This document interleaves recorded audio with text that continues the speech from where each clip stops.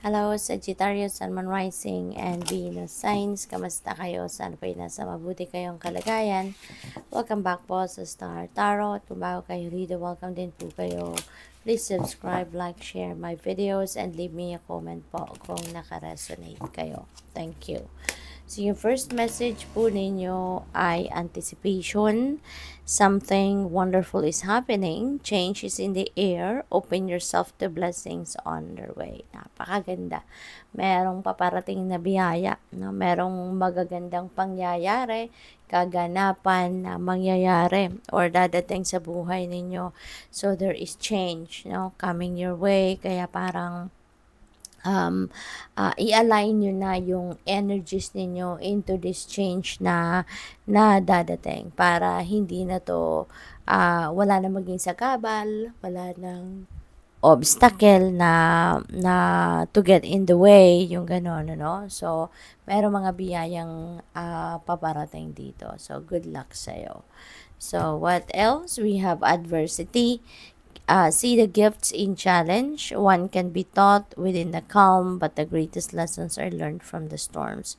Yan. So, may mga pagsubok siguro kayo na nararanasan, but consider them as an opportunity para mas matuto kayo sa buhay. Mas maging resilient kayo, mas maging disiplinado kayo, mas maging magaling kayo, kasi yung mga challenges na yan, they are also there sa buhay natin to leave us wisdom, to teach us some lessons in life na mapapakinabangan natin in our future journey. Kaya they are as good as those good things, no, na nangyayari sa atin. They are blessings then, no?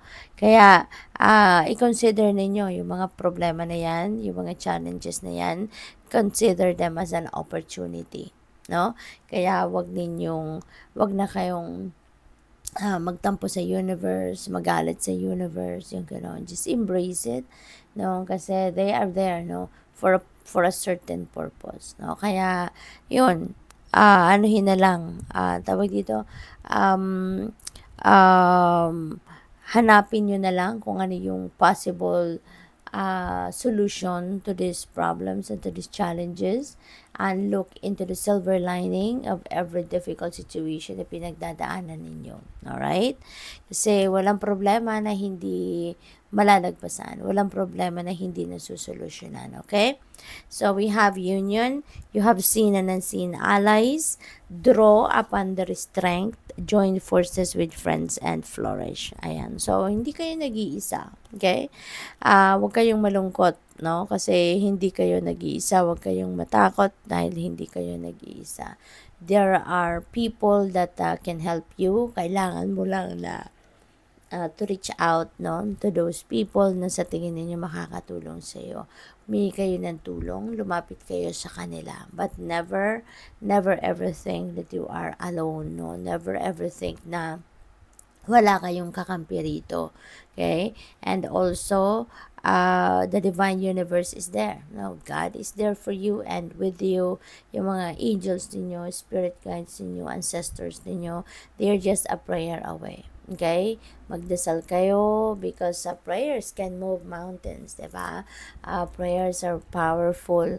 Kaya, kahit sa mga pagkakataon na sa tingin ninyo imposibleng mangyari ang isang bagay, with God, walang imposible. Kaya kailangan na magtiwala lang kayo at tumawag kayo sa Kanya, no, and the rest of your spirit team, and they will be there for you, no? So, tingnan natin kung ano pa yung mga mensahe para sa'yo. Maraming salamat po for subscribing, and if you haven't subscribed yet, subscribe na po kayo. Thank you. So, tingnan natin kung ano pa ang mensahe. We have Kuan Yin, care and compassion. Choose to be loved, no? Do what is right for everyone involved. Offer a helping hand. Ayan. So, sobrang, siguro kayo, matulungin, sobrang matulungin, sobrang kayong compassionate, sobrang kayong, anong tawag dito, maintindihin yung gano'n, ano, you're very understanding, very supportive. Kaya, ganyan kayo, no, Sagittarius, no, and for sure, there will be people also that is giving back to you, no, yung kung ano man ang mga kind deeds ninyo na ginawa in the past.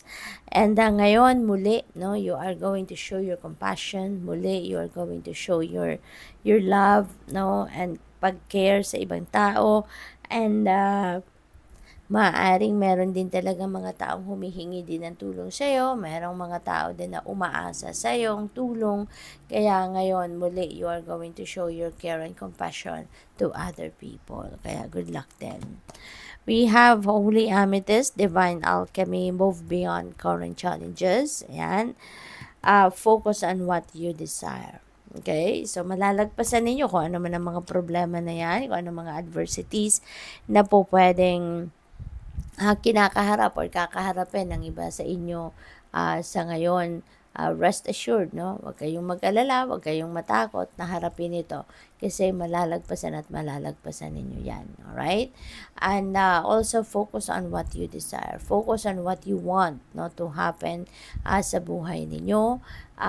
Kasi makakatulong, no? If you know kung ano yung outcome na gusto ninyong ma-experience, you know, for sure, makakatulong yun as you take action towards it. Makakatulong na magkaroon kayo ng direction kung saan kayo patungo. Kasi if you don't know what you were expecting, if you don't know kung ano yung gusto mong mangyari sa buhay mo at a certain period of time, so papaano mo gagawa ng paraan yun? Diba? Hindi mo alam saan ka magsisimula, ano ang gagawin mo.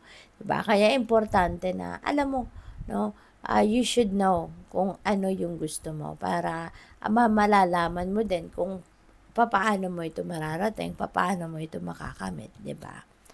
So what else? We have Voice of Truth, stand strong, focus on your purpose, release the fear of persecution, and speak your truth. Okay? Yun din ang pinakamahalaga, speak your truth. Diba? Kung ano ang gusto mong sabihin, put them into words. Kung ano yung nararamdaman mo, laman ng isipan mo, put them into words para ma-express mo ng malinaw, may parating mo sa concerned na mga tao yung gusto mong sabihin. Diba? Huwag kang mahiya or huwag kang matakot magsalita, 'di ba? Kasi that is your truth. That is you, 'di ba? Saloobin mo 'yon, no? Idea mo 'yon. Kaya dapat lamang na ilabas mo ito, express mo ito. Okay? So good luck po. Thank you for watching. Love and light. Namaste.